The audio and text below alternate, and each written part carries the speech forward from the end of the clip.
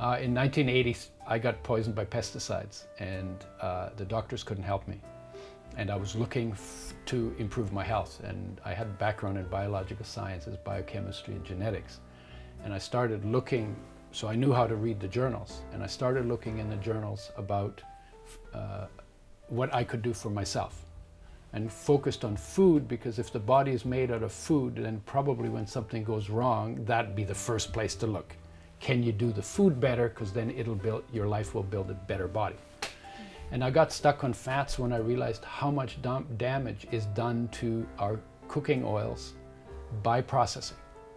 It's done in order to give these oils a longer shelf life, which means larger market. They last longer, larger market, potentially larger profits. And I had cancer to look forward to, and I found out that these oils increase risk of cancer. So my obvious conclusion was, I can't get healthy on oils like that. We should be making them with health rather than shelf life in mind.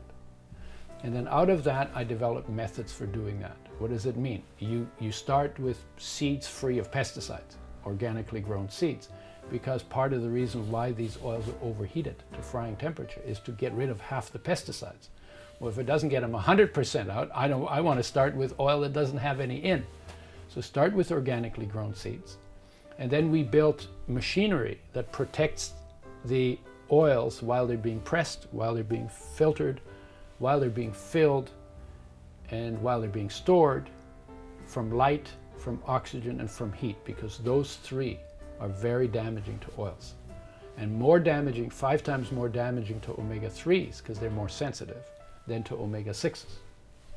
So we should protect them from light, oxygen, and heat.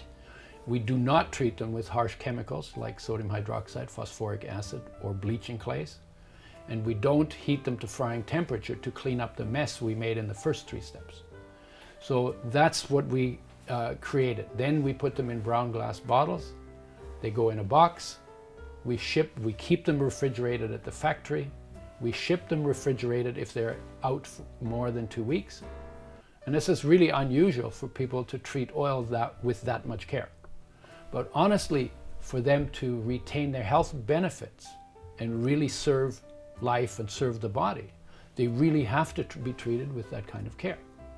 So then they go in the stores, they're kept refrigerated there. And at home, when people buy them, we recommend they keep them refrigerated. Once they open them, we recommend they use them up within 8 weeks. And they can go on in hot soup and on steamed vegetables and in other hot foods once they come off the fire. And we tell people absolutely never should they fry the oil. In fact, I say to people,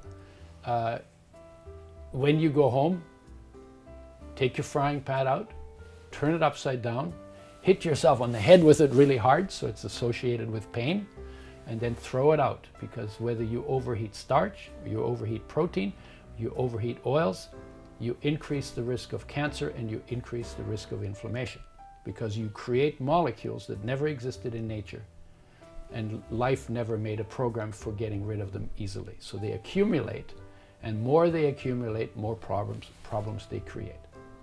So that's the use. We recommend a tablespoon or 14 grams. I think maybe you have dessert spoons, right? 14 grams or 15 milliliters per 50 pounds of body weight per day, mixed in food, spread out over the course of the day.